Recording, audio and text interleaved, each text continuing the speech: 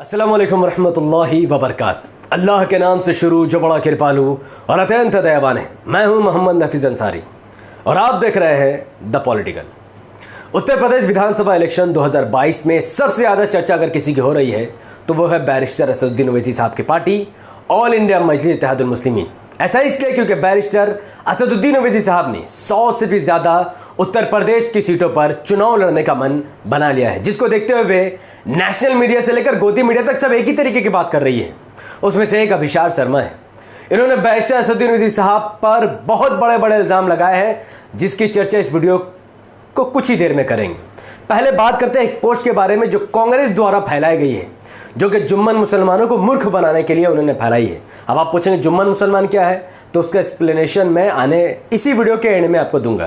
पहले इस पोस्ट को ध्यान से देखिए जो कांग्रेस ने फेसबुक पर, व्हाट्सएप पर, इंस्टाग्राम पर, तमाम सोशल मीडिया के प्लेटफॉर्म पर इसको फैलाया है और मुसलमानों को मूर्ख, ऐसे तो वो है ही नो डाउट, और मूर्ख बनाने की कोशिश की है। उन भोले भाले मुसलमानों को मूर्ख बनाने की कोशिश की है।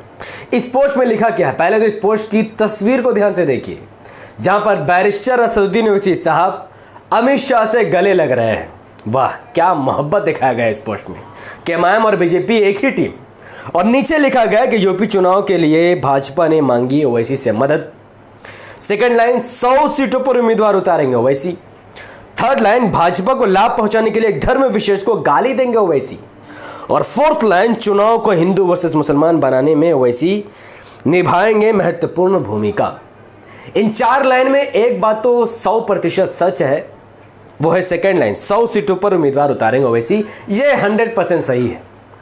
लेकिन इसका जो मेन जो तस्वीर है इस पोस्ट में, जहां पर देखोगे कि ओवैसी साहब ब्लू कलर का लिबास पहन के हैं, वो अमित शाह से गले मिल रहे हैं। अगर आप इसको ध्यान से देखोगे, ये वही पिक्चर है जो कई महीने पहले बैरिस्टर असदुद्दीन ओवैसी साहब ने मुलाकात की थी एसपी पार्टी के नेता ओम प्रकाश राजभर साहब से। इसी पिक्चर को उठाकर क्रॉप करके एडिटिंग करके अमित शाह के साथ मिला दिया और कांग्रेस ने समझा कि मुसलमान तो मूर्ख बेवकूफ़ कौम है, 70 साल से तो बीजेपी से डरा डरा कर बेवकूफ़ बना ही रहे हैं, तो इस पोस्ट से और बेवकूफ़ बन जाएगा मुसलमान, तो चलो डाल दो। अब तो कोई बोलने वाला भी नहीं है, ना मुसलमानों का कोई मीडिया में बोलने वाला ना कोई। लेकिन वो भूल गए शायद, आज यूट्यूब में बहुत सारे ऐसे चैनल हैं जो इनका सुपड़ा साफ करने के लिए आज पूरी तरीके से प्रिपेयर हो चुके हैं। तो ये बैरिस्टर असदुद्दीन ओवैसी साहब और ओम प्रकाश राजभर साहब की ओरिजिनल असली तस्वीर है, जहां पर उन्होंने बहुत 9-10 महीने पहले ही उत्तर प्रदेश के लखनऊ में मुलाकात की थी। उसी तस्वीर को उठाकर अमित शाह के साथ जोड़ देगा, तो ये पोस्ट पूरी तरीके से नकली है। अब बात करते हैं इस पोस्ट के पहले लाइन पे, जहां पर कहा गया कि भाजपा ने मांगी ओवैसी से मदद। फर्स्ट ऑफ ऑल, बीजेपी को इस वक्त किसी भी पार्टी की कोई भी जरूरत नहीं है। क्यों? क्योंकि देश का 80% हिंदू, देश में, हमारे देश में अगर दलित को भी हिंदू मान लिया जाए तो 80% हिंदू है। उसमें से 50% हिंदू आज बीजेपी के साथ है, और हिंदू जिसके साथ हो जाए उसकी सरकार बन जाएगी। तो बीजेपी को कोई ओवैसी और कोई जिन्ना या कोई मायावती, कोई केजरीवाल, कोई अखिलेश यादव, कोई ममता बनर्जी, किसी की जरूरत नहीं है। ठीक है, तो ये पहला लाइन फॉल्स है। दूसरा लाइन, भाजपा को लाभ पहुंचाने के लिए ओवैसी साहब हिंदू को देंगे गाली। आप में से कोई भी इंसान जो ये वीडियो इस वक्त देख रहा है, क्या उसने कभी भी बैरिस्टर असदुद्दीन ओवैसी साहब के मुंह से गाली सुनी है? नहीं। असदुद्दीन ओवैसी साहब भारत का मात्र इकलौता बैरिस्टर है। महात्मा गांधी, बाबा साहब अम्बेडकर के बाद भारत का सबसे बड़ा नेता, जिसके मुंह से आज तक किसी ने गाली नहीं सुनी होगी, माँ की, बहन की, जिसको अभद्र गाली कहते हैं। तो ये खास धर्म विशेष को क्या ओवैसी साहब ने कभी गाली दी है? नहीं दी है। और उसका चौथा लाइन कि वो हिंदू वर्सेस मुसलमान करेंगे। भाई साहब, हिंदू वर्सेस मुसलमान जितना कांग्रेस बीजेपी करती है उतना कोई भी नहीं करता है। तो खैर, इस पोस्ट में कोई सच्चाई नहीं, ये पोस्ट पूरी तरीके से गलत है। अब बात करते हैं अभिशार शर्मा साहब के बारे में, जिन्होंने लाइव टीवी में आए, लाइव टीवी मतलब यूट्यूब चैनल है, उसमें वो काम करते हैं। उन्होंने उसमें एक पोस्ट है जहां पर लिखा यूपी चुनाव में ओवैसी घुसे, भाजपा में फूट बढ़ी। यहां पर उन्होंने क्या कहने की कोशिश की, पहले वो सुनिए, उसके बाद मैं दूंगा जवाब। राजनेता के साथ था। अब सवाल यहां पर यह है कि ओवैसी 100 सीटों पर तो चुनाव लड़ेंगे, मगर क्या वो अखिलेश के मोर्चे में शामिल होंगे या मायावती के मोर्चे में शामिल होंगे? या फिर अकेले चुनाव लड़ेंगे? और सबसे बड़ा प्रश्न जिसका मैंने इशारा कार्यक्रम की शुरुआत में किया था, चुनाव लड़ना कोई बहुत आसान बात नहीं है। एक एक सीट के लिए लाखों रुपए लगते हैं। अब क्या यह सवाल नहीं किया जाना चाहिए कि असदुद्दीन ओवैसी जैसी पार्टी जिसका जनाधार हैदराबाद में है, कुछ हद तक महाराष्ट्र में है, कुछ हद तक बिहार में है, उसकी फंडिंग कहां से हो रही है?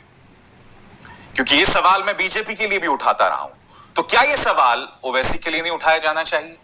तो अभिषार शर्मा, जिसकी हम सब इज्जत करते हैं, बहुत अच्छी पत्रकारिता करते हैं, इस वीडियो के बाद भी वो अच्छे ही पत्रकार रहेंगे, लेकिन मुसलमानों को एक सबक मिलेगी कि ये लोग मुसलमानों की बात तो ज़रूर करते हैं, लेकिन मुस्लिम लीडरशिप को कभी भी ये लोग हजम नहीं कर सकते, क्योंकि अभिषार शर्मा उन पत्रकारों में से एक है जो कांग्रेसी मानसिकता रखते हैं। जैसा कांग्रेस मुसलमानों के लोग बात तो करेगी, लेकिन उनकी लीडरशिप को एक्सेप्ट नहीं करेगी। खैर, अभिषार शर्मा ने यह बात का दावा किया कि ओवैसी साहब 100 सीट लड़कर बीजेपी को सीधा सीधा फ़ायदा पहुंचा देंगे, जैसा कि बिहार में उन्होंने पहुंचाया था। और मैं अभिषार शर्मा को खुला चैलेंज दूंगा कि अगर वो किसी तरीके से प्रूफ कर सकते हैं, कभी भी अभिषार शर्मा ने कभी भी कोई प्रूफ देकर यह नहीं कहा कि ओवैसी साहब ने कभी बीजेपी को मत, कभी कोई प्रूफ नहीं है। यहां तक कि उन्होंने अपने मैक्सिमम वीडियो में जब उन्होंने ओवैसी साहब को बीजेपी का बी टीम, बीजेपी एजेंट कुछ भी कहा हो, साथ में यह भी कहा हो कि हाँ, इसके बारे में मेरे पास कोई सबूत नहीं है। मतलब ये कौम, ये जो मुस्लिम कम्युनिटी है, जो कांग्रेस के कोर वोटर्स हैं, Akhilesh Yadav, Mayawati, RJD, JDU, TMC, CPM के जो कोर वोटर्स हैं, इनके दिमाग की दाद देनी पड़ेगी कि एक शख्स कह रहा है कि ओवैसी बीजेपी की बी टीम है, फिर वही शख्स कह रहा है कि मेरे पास इसके बारे में कोई प्रूफ नहीं है, और यह कौम आंख बंद कर इसके बातों पर विश्वास कर लेती है। जबकि हमारा धर्म इस्लाम हमें यह सिखाता है कि जब भी कोई खबर तुम तक पहुंचे उसे अच्छी तरीके से तहकीक कर लिया करो। ऐसा ना हो कि तुम किसी कौम को नुकसान पहुंचा दो। सूरह अल हुजुरात सूरह 49 आयत नंबर 6 अल्लाह सुब्हानहू व तआला साफ साफ फरमाता है। उसके बावजूद भी आप उड़ी उड़ी बातों को विश्वास कर लेते हैं। कुरान के खिलाफ जो कौम काम करे वो कांग्रेस की गुलामी करेगी, वो इमाम को थोड़ी वोट कर सकेगी। इन्होंने पूछा, अभिषार शर्मा ने अपने वीडियो में क्या पूछा, क्या ओवैसी अकेले चुनाव लड़ेंगे, या अखिलेश यादव के साथ लड़ेंगे, या मायावती के साथ? Let's make something clear. Barrister Asaduddin Owaisi साहब की जो अलायंस है वो ना मायावती के साथ है और ना ही अखिलेश यादव के साथ है। कुछ दिन पहले हवा उड़ाई गई थी कि मायावती के साथ शायद जा सकते हैं ओवैसी, अखिलेश यादव के साथ जा सकते हैं। सब फेक है, कोई किसी के साथ नहीं जा रहा है। लेकिन अभिषार शर्मा को शायद ये पता नहीं है कि बैरिस्टर असदुद्दीन ओवैसी साहब अकेले उत्तर प्रदेश में चुनाव नहीं लड़ रहे, बल्कि उन्होंने ओम प्रकाश राजभर साहब के साथ मिलकर, यानी AIMIM और SBSP ने मिलकर एक थर्ड फ्रंट उत्तर प्रदेश में तैयार किया है, जिसका नाम है भाग्यदारी संकल्प मोर्चा। शायद अभिषार शर्मा की रिपोर्ट में थोड़ी सी खामी आ गई, एरर आ गई है, इसीलिए वो शायद भूल गए थे कि भाग्यदारी संकल्प मोर्चा भी एक अलायंस है। जो कांग्रेस अगर उसमें नहीं है तो इसका मतलब ये नहीं कि उस अलायंस का कोई वैल्यू नहीं है। तो कांग्रेसी अलायंस में होगा तो वैल्यू होगा, नहीं तो नहीं होगा, ये ठीक नहीं है। और ये समाजवादी पार्टी के ऐसे गुलामी करे खुलकर, इन्होंने एक और एपिसोड लाई थी, मैं बताता हूँ। उन्होंने कहा था यूपी चुनाव में ओवैसी, माफ़ करना, ये नहीं, भाजपा की साजिश अखिलेश करेंगे चकनाचूर। क्या अखिलेश चकनाचूर करेंगे भाई? पिछली वीडियो में मैंने 7 से 8 उदाहरण आपको दिया कि कैसे 2 साल के अंदर अंदर दर्जनों समाजवादी पार्टी के विधायक और member of parliament Samajwadi party को लात मार के बीजेपी में चले गए। इसीलिए मैंने मुसलमानों से ये नसीहत की थी मुसलमानों को कि जब यादव अपनी पार्टी को लात मारे तो मुसलमानों को भी यादव की पार्टी को लात मार के मुस्लिम पार्टी का साथ देना चाहिए। तो ये जो शो बना रहे ना कि अखिलेश यादव बीजेपी को ही रोक सकते, कोई गारंटी नहीं है। कितने अखिलेश यादव के नेता बीजेपी ज्वाइन करेंगे, जीतने से पहले, जीतने के बाद, इस बात की कोई गारंटी ले ले तो फिर मुसलमान वोट देगा, लेकिन इस बात की गारंटी कोई नहीं ले सकता। आज के डेट में ना कांग्रेस इस बात की गारंटी ले सकता है, ना समाजवादी पार्टी ले सकता, ना ही BSP ले सकता। कोई गारंटी नहीं ले सकता है कि इनका नेता जीतने के बाद बीजेपी में जाएगा या नहीं जाएगा। लेकिन AIMIM मात्र भारत की इकलौती पार्टी जिसका कोई भी विधायक, कोई भी सांसद, कोई भी काउंसिलर कभी भी बीजेपी में ज्वाइन नहीं हुआ है, इसीलिए ये ट्रस्टेबल पार्टी है, तो हम MIM को ही वोट देंगे। दूसरी बात, इन्होंने कहा कि एक सीट के लिए लाखों रुपीस लगते हैं, तो फंडिंग कहां से आती है? बाप रे, 100 सीटों पर ओवैसी साहब क्यों चुनाव लड़ेंगे? तो भाई साहब, जेडीयू कहां की पार्टी है जानते हैं? बिहार की, नीतीश कुमार की। और नीतीश कुमार ने यह अनाउंस कर दिया है कि नीतीश कुमार की पार्टी जनता दल यूनाइटेड उत्तर प्रदेश के 200 से भी ज्यादा विधानसभा के सीटों पर चुनाव लड़ेगी। लेकिन अविनाश शर्मा ने इस पर कुछ नहीं कहा। कहां से आएगी फंडिंग, किधर से आएगी फंडिंग, किसकी मदद करेंगे, कौन जीतेगा, कौन हारेगा, क्या होगा मुसलमानों का, अविनाश शर्मा ने कुछ नहीं कहा। मायावती अकेले चुनाव लड़ेगी 403 विधानसभा की सीटों पर। मायावती बीएसपी पार्टी पूरी 403 विधानसभा की सीटों पर चुनाव लड़ेगी। लेकिन अविनाश शर्मा इस पर भी कुछ नहीं बोलेंगे। समाजवादी पार्टी अकेले अपने दम पर 403 विधानसभा की सीटों पर चुनाव लड़ेगी, इस पर भी कुछ नहीं बोलेंगे। आम आदमी पार्टी अब तक न भागीदारी संकल्प मोर्चा में आई है, न अखिलेश यादव के साथ गई है, न ही मायावती के साथ। यह भी शायद 403 विधानसभा की सीटों पर अपने उम्मीदवार उतार देगी। इस पर भी अविनाश भैया कुछ नहीं बोलेंगे। काहे भैया?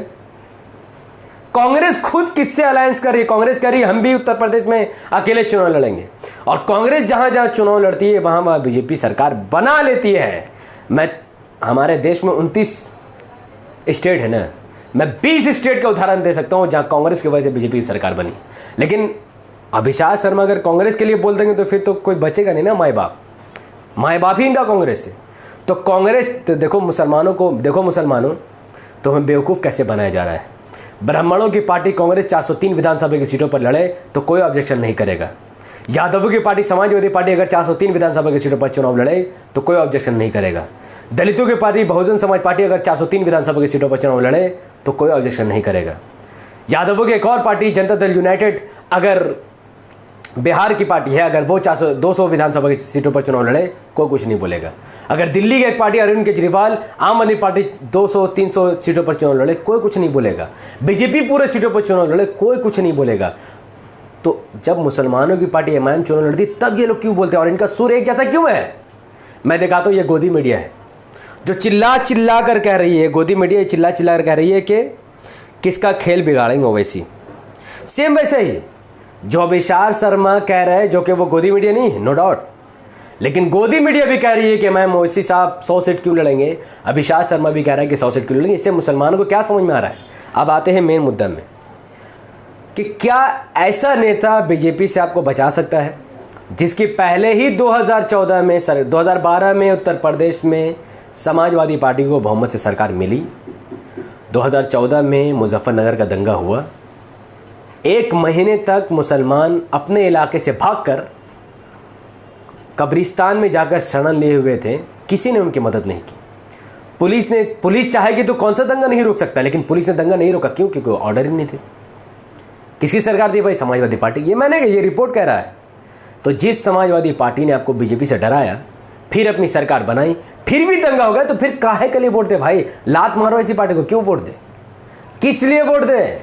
किस हिसाब से वोट दे? बहुजन समाज पार्टी की 4 बार उत्तर प्रदेश में सरकार रही है। क्या कभी इन्होंने कभी मुसलमान को मुख्यमंत्री बनाया? जबकि मुसलमानों की आबादी दलित से मात्र 1% कम है। 20% मुसलमान तो 21% दलित। लेकिन कोई मुसलमान को चीफ मिनिस्टर नहीं बनाना चाहता, कोई मुसलमान को रिजर्वेशन नहीं देना चाहता।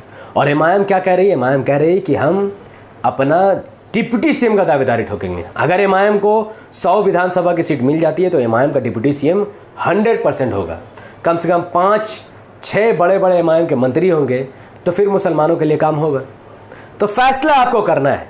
जो लोग योगी आदित्यनाथ के साथ बैठकर चाय पीते हैं उसको वोट देना है, या फिर जो सच में ट्रिपल तलाक के लिए आपके साथ खड़ा हो जाता है, आर्टिकल 370 पर आपके साथ खड़ा हो जाता है, कश्मीरी मुसलमान पर आपके साथ खड़ा हो जाता है, हमारे दीन, हमारे मजहब, हमारे कल्चर और फ्रीडम ऑफ स्पीच, संविधान, दलित, मुसलमान, आदिवासी पर बात होती है। जो नेता खड़ा होता है, जो इंसान बिना किसी मफाद के पार्लियामेंट में हमारे लिए, संविधान के लिए, दलित, आदिवासी, मुसलमान की लड़ता है, तो क्या हमारा वोट उसको नहीं पड़ना चाहिए?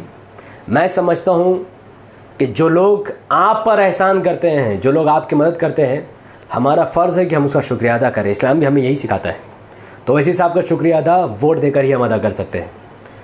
तो अपने दिल पर हाथ रखो और कसम खाओ कि आने वाले विधानसभा चुनाव में अगर पतंग का बटन ईवीएम पर दिखेगा तो आपका वोट सिर्फ़ और सिर्फ पतंग पर ही होगा, एमआईएम पर ही होगा। और ओवैसी साहब को हम अपना आइडल मान चुके हैं, आप भी मानिए। अगर आप अपना लीडर नहीं चुनेंगे, दलितों का लीडर है, यादवों का लीडर है, बिहारियों का लीडर है, बंगालियों का लीडर है, ब्राह्मणों का लीडर है, मुसलमानों का कोई लीडर नहीं। इसीलिए मुसलमानों की लिंचिंग हो रही है। एक एक मुसलमान मर रहा है, इसका पूरा जिम्मेदारी बीजेपी के साथ साथ हर उस मुसलमानों की है जो लोग ओवैसी साहब को अपने लीडर नहीं मान रहे। जिस दिन भारत का मुसलमान ओवैसी साहब को अपने लीडर मान लेगा और उत्तर प्रदेश का 20% मुसलमान ओवैसी साहब का साथ दे देगा, मैं वादा करता हूं आपसे, उस दिन कोई भी अंधभक्त किसी भी मुसलमान का लिंचिंग करने में 1000 बार सोचेगा। आपका एक एक एमआईएम को वोट एक एक मुसलमान की जान को सुरक्षा प्रदान करेगा और हम एक मजबूत कौम बनकर उभरेंगे जो भ्रष्टाचार और बलात्कार को ख़त्म करके रख देंगे और बेहतरीन स्कूल कॉलेज हॉस्पिटल देंगे जैसा हैदराबाद में बनाया गया है। बहुत बहुत शुक्रिया, बाकी आपकी मर्ज़ी। अगर आपको ये वीडियो इन्फॉर्मेटिव लगा हो तो हमारे यूट्यूब चैनल द पॉलिटिकल को सब्सक्राइब कीजिए, बेल आइकन को हिट कीजिए, इसको लाइक कीजिए, इसके लिंक को व्हाट्सअप, फेसबुक, इंस्टाग्राम पर शेयर कीजिए। अपनी बातों को कमेंट पर रखें कि आप इतना कुछ देखने के बाद भी कांग्रेस, समाजवादी पार्टी, बीजेपी को वोट देंगे या फिर एमआईएम को वोट देंगे, या फिर वही 70 साल से बीजेपी को हराने के लिए किसी को भी वोट दे देंगे, चाहे वो चोर हो, गुंडा हो, मवाली हो, ये जो भी हो। खैर, अस्सलाम वालेकुम वरहमतुल्लाहि वबरकातुहू। अल्लाह के सलाम तेरे हमद बरकात आप तमाम भाई और बहनों पर हो। मे अल्लाह भी पीस अपॉन अस।